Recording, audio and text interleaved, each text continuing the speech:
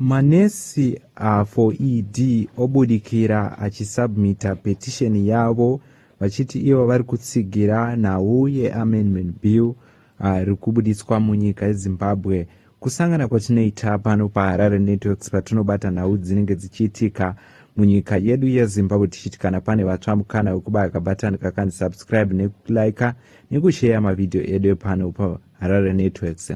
Zuva ranhasi tauya takabata nhau yechikwata chiri kuti Health Ambassadors for ED anova ari manesi ari online to ZANU-PF yava Mnangagwa obudikira achiti iwo ari kusapota amendment bill iri kupushwa munyika yeZimbabwe.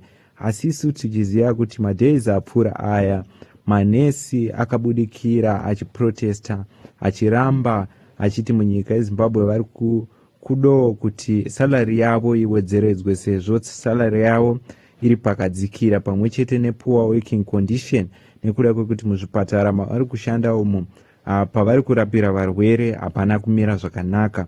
Asi toona chikwata chakapfeka mauniform emanesis chakabata mapepa chichiti chiri kumaendesa kuParliament of Zimbabwe inova iri Mount Habden, ndiko kwavanga vachiendesa mapepa zvaita kuti veruzhinjiwo vataure vachiti hakuna manesi akadai. Varakashi vebato reZANU-PF vari kupfeka mauniform achiti manesi. Ende nhau iyi yotaurwa munyika yeZimbabwe mushure mekunge mufananidzo yevanhu ava yotenderedzwa vachitaura zvakare ivo vari kuzviti Health Ambassadors for ED vachiti vane masignature 62,000 ndo masignature avaendesa kuParliament.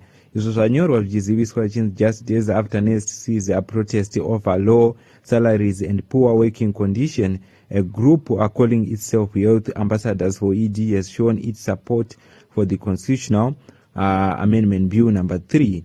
The group submitted a petition with 62,000 signatures to Parliament backing the proposed law and calling for it to be approved. Do mashoko ari kutaurika. Veruzhinjiwo votaura vachiti maybe isusu hatisi kunzwisisa pamwe tiri madofo, ndavanyatsotitsanangura kuti zvavari kuti bill number 3 chii.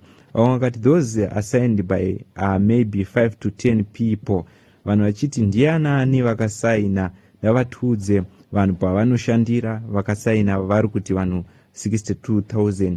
Ende ndo vanhu varipo pascreen vamuri kuona vari kuzviti manesis asaina ari kusapota amendment bill. Asi tiri kuziva kuti vakawanda macivil servants emunyika yeZimbabwe ari pakuchema achiti munyika yeZimbabwe tiri kutambira salary shoma, ende vakamirira inova iri increment yavakaudzwa nehurumende kuti vada kuwedzerwa. Asi hationa koya chikwata chiri kuti icho chiri kumirira manesi emunyika yeZimbabwe chichiti vasaina mapepa ekusapota kuti vaMnangagwa vasvike 2030.